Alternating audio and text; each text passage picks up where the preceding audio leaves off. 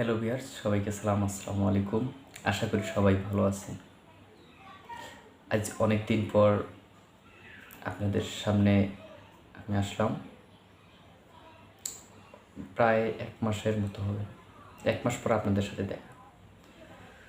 তো ভিউয়ার্স, আশা করি সবাই ভালো আছেন। আলহামদুলিল্লাহ, আপনাদের দোয়ায় আমিও ভালো আছি। তো আজকে আমরা একটা ইম্পর্টেন্ট একটা টপিক নিয়ে কথা বলবো। সেটা সবার জন্যই জরুরি এটা।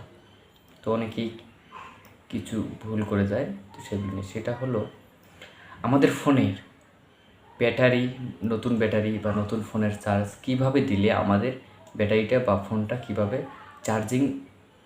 চার্জিংটা ভালো থাকবে। চার্জিং যে সিস্টেমটা সব যদি মানে সিস্টেম মতো রাখতে পারি, চার্জিং সিস্টেমটাকে আমরা যদি রেগুলার রাখতে পারি, তাহলে কিন্তু আমাদের চার্জ ব্যাকআপটা ভালো থাকবে।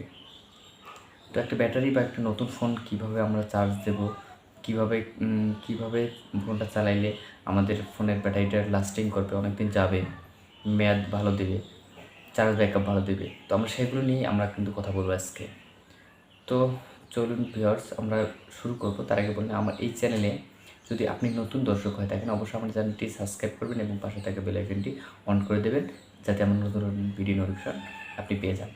তো চলুন আমরা শুরু করি। প্রথমে আপনি একটা নতুন ফোন কিনলেন বা নতুন ব্যাটারি ধরেন, আপনি যেটাই নিলেন, তো এটাকে আপনি কীভাবে চার্জ দিলে আপনার ফোনটা লাস্টিং করবে, মানে চার্জ ব্যাকআপটা ভালো দেবে, আর কীভাবে চার্জ দিলে আপনার ক্ষতি হবে, ফোনের চার্জ ব্যাকআপ কম আসবে, ফোন নষ্ট হওয়ার সম্ভাবনা থাকবে, চার্জ কম থাকবে, এগুলো।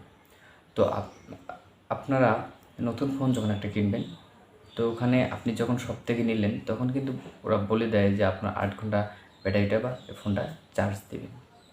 তো 8 ঘন্টা চার্জ দেওয়ার বিষয়টা হলো যে 8 ঘন্টা আসলে আমি মনে করি, আমার এক্সপিরিয়েন্স থেকে আমি বলতেছি, তো 8 ঘন্টা আসলে চার্জ দেওয়া লাগে না। তো এমনিতে সাধারণত নতুন ফোন নিয়ে আসলে হয়তো 3 ঘন্টা বা 2.5 ঘন্টার মধ্যে ফুল চার্জ হয়ে যায়। তো এখানে আমরা যদি 5 থেকে 6 ঘন্টা চার্জ দিই, এনাফ। ফুল হওয়ার পরেও আমরা যদি চার্জ দিই, এনাফ আমি মনে করি। তো দেওয়ার পর আপনি নতুন যে ফোনটা নিয়ে আসলেন, এই ফোনটার সাথে কিন্তু নতুন একটা চার্জার দেবে। তো আপনার মানে ফোনটার মধ্যে কত ওয়াটের চার্জ ক্ষমতা আছে, কত ওয়াট নেওয়ার ক্ষমতা আছে, এই অনুযায়ী কিন্তু চার্জার দেওয়া আছে। 10 watt, 12 watt, 10 watt, 15 watt, 18 watt হতে পারে। তো আপনারটা 10 ওয়াট চার্জার, আপনি নতুন ফোন নিয়েছেন, আপনি 6 ঘন্টা চার্জ দিলেন। দেওয়ার পর আপনি ফোনটা আর 6-7 ঘন্টা চার্জ দেওয়ার পর দিব্যি চালালেন। ফোনের চার্জ শেষের দিকে বা লো হয়ে গেল বা বন্ধ হয়ে গেল বা 20% চার্জ আছে, আপনি চার্জে লাগাতে পারেন, এতে কিন্তু আপনার ব্যাটারির সমস্যা হবে না। তো ধরুন আপনি আপনার চার্জারটা কোনো কারণে আপনি এক জায়গায় মানে দাওয়াত খাইতে গেলেন, আত্মীয়র বাসায় গেলেন, তখন দেখা যাচ্ছে আপনার চার্জারের সমস্যা হলো। আপনি চার্জার নিয়ে যাননি, সমস্যা তো না, আপনি চার্জারটা নিয়ে যাননি, তো তখন চার্জার বলে ঢুকে দেবেন। এটা করবেন না। আপনি চার্জারটা যেখানে যাবেন চার্জারটা সাথে রাখবেন। এতে হবে কি, আপনার ফোনের ব্যাটারি ব্যাকআপটা কিন্তু ভালোই থাকবে। যখন আপনি অরিজিনাল ফোন চার্জ দেবেন, তখন কিন্তু আপনার কিন্তু ব্যাকআপটা ভালো দেবে। তো আপনার অনেক সময় দেখা যায় যে আপনার ফাস্ট চার্জিং ফোন না, কিন্তু আপনি ফাস্ট চার্জার দিয়ে চার্জে লাগালেন। এখানে হবে কি, ফাস্ট চার্জিংয়ের ওখানে যে যত ওয়ার্ডে মনে কর বিদ্যুৎটা আসতেছে, আপনার ফোনটা ওইভাবে নিতেছে না। তো দেখা যায় যে আপনার ব্যাটারিটা ফুলে গেছে বা ব্যাটারির চার্জ কম থাকছে, ব্যাটারিটা ড্যামেজ হওয়ার সম্ভাবনা থাকে। তো আপনারা কিন্তু আসলে এই ভুলটা করবেন না। যে ফোনের চার্জার, যে ফোনের ব্যাটারি, যে ফোনের ওই ফোন দিয়েই চালানোর চেষ্টা করবেন। আপনারা বাইরে গেলে অবশ্যই চার্জারটা সাথে নিয়ে যাবেন, তাহলে আপনার কিন্তু ফোনের ব্যাকআপটা ভালো থাকবে। আর আরেকটা কথা হলো, সেটা আপনার ফোন অনেকে বলে যে ফোন ফুল চার্জ হওয়ার পরও ফোন চার্জ দিলে কোনো সমস্যা হয় না। হ্যাঁ, সমস্যা হয়। আপনি একটা জিনিস চিন্তা করেন, আপনি যে খাদ্যটা খাচ্ছেন, এখন আপনার তো একটা লিমিটেশন আছে, আপনি কতটুকু নিতে পারতেছেন। আপনি যখন আপনার যখন লিমিটটা পার হয়ে যাবে, আপনার রেগুলার যে একটা খাওয়ার একটা অভ্যাস আছে, এর থেকে আপনি যখন বেশি খাবেন, তখন কিন্তু আপনার কিন্তু অস্বস্তি এসে যাবে। এখন তো অন্য অসুস্থতা আসতে পারে, আমি না বললাম সে বিষয়টা। তো এভাবে আপনারা কিন্তু মানে ধারণ ক্ষমতা ততটুকুই রাখা উচিত। আপনার রাতে যখন ফোন চার্জ দিয়ে ঘুমান, আপনার ফোন দেখা যায় যে রাতে আপনি 10টায় ঘুমাইলেন, 1টা 2টা নাই বাজতে আপনার ফোন ফুল হয়ে গেল।